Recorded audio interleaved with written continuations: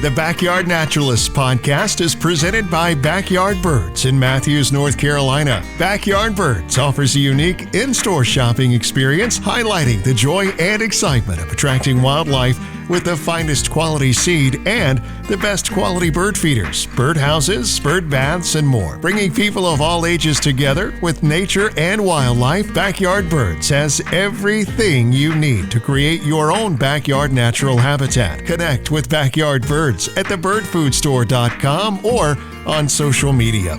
Now, here's Debbie and Laurie, the Backyard Naturalists.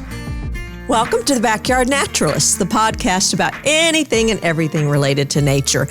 It is spring, and one of the things that happens in spring every year is Earth Day. And I think of Earth Day like a national holiday. It always excites me to find out what's going on, how people are celebrating Earth Day. It started in 1970, just in case you didn't know.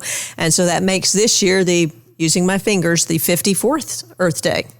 All right, so Laurie, tell people when it's going to be celebrated this year. Earth Day 2024 is April 22nd. Yep. The theme is Planet versus Plastics. And we're going to be talking a lot about that in this episode, Planet versus Plastic. So when we think about it, going green has so many different levels. And what did we used to always say, Laurie? Reduce, reuse, recycle. Yep, that was it. We thought that was the be-all and end-all. If we reduced, we reused, recycled, we had met our goals and we would make this a better place. Now, it helps. Yeah, it absolutely. Keep that in mind. Yeah, it does. It's better than nothing. Certainly, it's better than nothing. But it's interesting to see how many different organizations are adding some more R's. So I found 4, 5, 7 as I was doing the research. And I really like some of them because I think they open up our minds to more possibilities. So we also, if you want to use one of the 5R models, we could say we refuse, we reduce, we reuse, we repurpose, and we recycle. Give them some examples for how we might refuse. Straws. Yeah. Plastic straws. And it's hard to do that. Have you noticed that? Yeah, it is. They automatically put them on the table, and I have found unless you take it in your hand and hand it back to them, they will not take it back. Styrofoam anything. Unneeded paper. Yeah. Plastic bags. Yep. And utensils. Yeah. That's a big thing, too, to hand back utensils. You really don't. Well, and if you think about it, if you're picking up a salad from a restaurant, they're going to put utensils in there, and you don't need them. No, you can always specify, I don't need the plastic utensils. Freebies from events, like pens, single-use water bottles. Yeah. I was working an event this weekend that was the I was working the International Association of Animal Behavior Consultants table at a vet conference. And there were a lot of freebies there. And it was funny because I saw some beautiful, bright yellow, reusable bags. And they were free. And I just kind of automatically went over there with my hand out and I thought, what are you doing? The whole back of your car is filled with reusable bags. Right. You don't need another bag. So I did not take a single bag home. That's good. I was very proud of myself. It's hard. Old habits do die hard. We do like free. And we do think, well, okay, I'll take it. I might be able to use it sometime. But think about all the material and the energy and the resources that go into these things. So I am trying to be a lot more aware about refusing things. And then we reduce. And by doing that, we make a very conscious choice. So let's talk about some examples that they can use. Take your own container to bring home. Yeah. Leftovers and reusable cups and tumblers. Yep. Reusable utensils. I think we talked about bamboo utensils on this show before. At this conference I was at this weekend, they had bamboo recyclable plates, and I love that. Interestingly enough, they then served with plastic forks and knives. But hey, at least they had half of it right. Buy in bulk so you can cut down on lots of little bitty containers. And you can buy some things or have some containers that you can reuse in your home to store things like bulk spices or flowers or grains or whatever. So absolutely, we can do that. Reuse. Save those resources over producing new products, because if you're going to buy something new, you're going to have that plus whatever you're not using on that list of energy use and resource use. So you can have a swap meet with your friends and swap them out. I am always asking teacher friends of mine, do you need things like Cool Whip containers or do you need things like spice containers for my friends who are gardeners? Because a lot of times they will use those for vegetables. And actually, I've gotten free herbs by swapping free herb bottles. That's nice. So that worked really, really well for that. Okay, so we can certainly do that. You can have a free cycle event. I don't know how widespread across the country this is, but in Charlotte, it's called Charlotte Free Cycle. And you simply put on this site what you have that you'd like to share, but you want to get rid of, but you don't want to throw it away. You don't want to trash it. You just want somebody to get use out of it. And then somebody will grab it. So that's it. And if you're looking for something, you don't want to go buy something new, but you're looking for something, you can say, I want, and if somebody's got one to give you, they'll give it. And it's all free. It's just trading stuff back and forth, which I think is brilliant. And one thing, take the pots back to the nurseries or, I give mine back to Lisa or to whoever is digging up plants and, just reuse them. Yep. Don't throw them away. I keep a stack at my church wildlife gardens and in my home as well. Not in my home, in my backyard. Yeah. But when I go to the nursery that we deal with most often for the church gardens, I will take those pots back to them, and they always appreciate that because it does save them some money. But most importantly, from my perspective, it saves the energy and resources. Yeah. Landfill. Okay. All right. So the fourth one is repurpose. And I like the way the examples that they gave of this, things that people were doing that were just so clever. They didn't need it for the original purpose, but they found a different way of using it. And I thought, well, you know what? I actually did this in my garden because I had 2 pairs of worn out garden boots.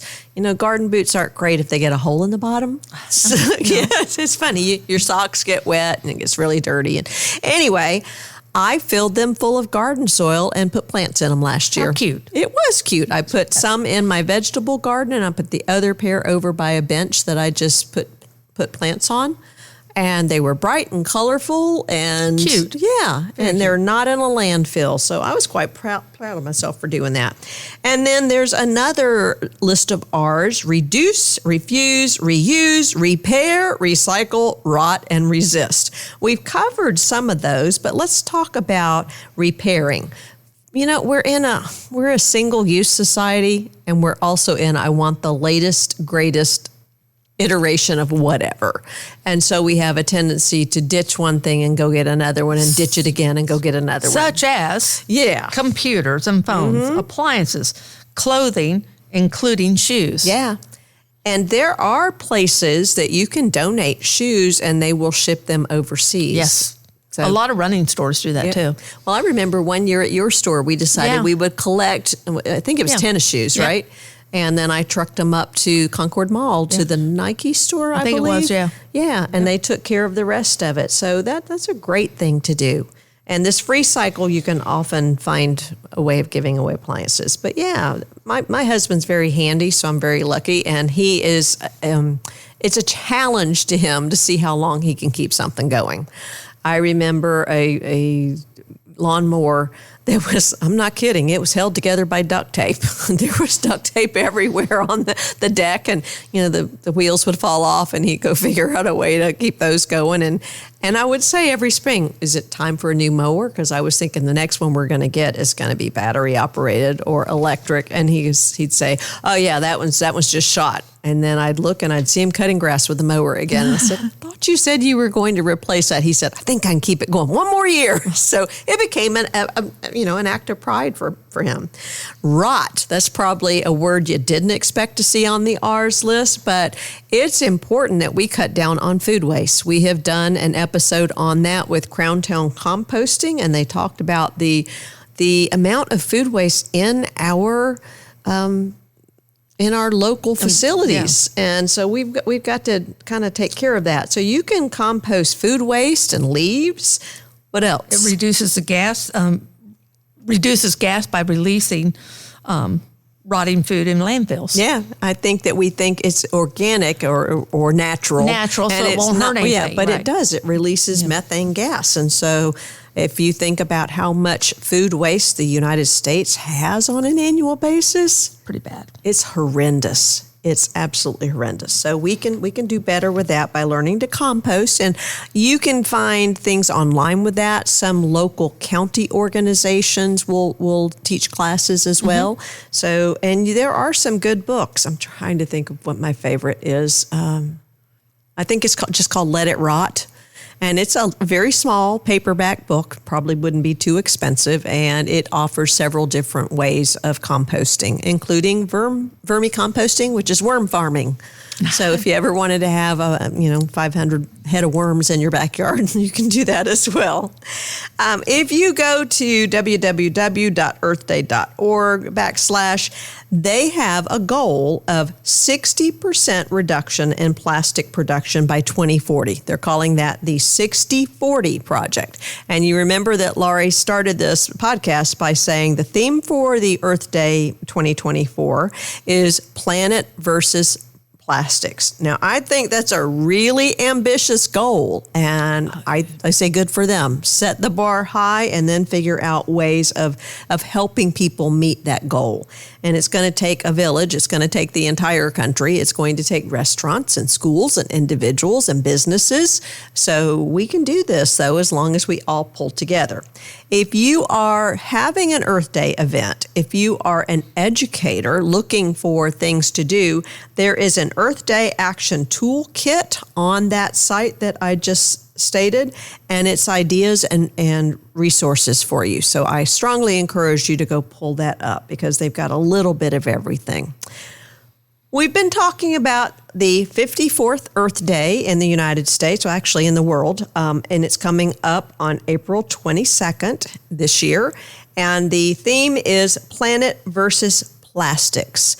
I hope that we've given you some ideas on things that you can do. And once again, if you think of things that we didn't cover, we certainly did not cover everything, please send us an email or put something on our Facebook page or our website. We would love to hear more ideas that we can share with our listeners. And as we close out this episode, there's a quote that I have always heard, and it's just always spoken to me. I did not know who the author of the quote was, so I found that by accident, and the author was Edward Everett Hale. And he said, "I cannot do everything, but still I can do something. And because I cannot do everything, I will not refuse to do the something I can do." Very nice. Yeah. So my thing is do the something you can do to make the earth a better place. I'm Debbie. And I'm Laurie. We're the Backyard Naturalists, and we're signing off. While recording the Backyard Naturalist podcast, Debbie and Laurie enjoy coffee provided by the Good Cup Coffee Company in Matthews, North Carolina. Follow Good Cup Coffee on Instagram and look for them at the Matthews Community Farmers Market this Saturday morning.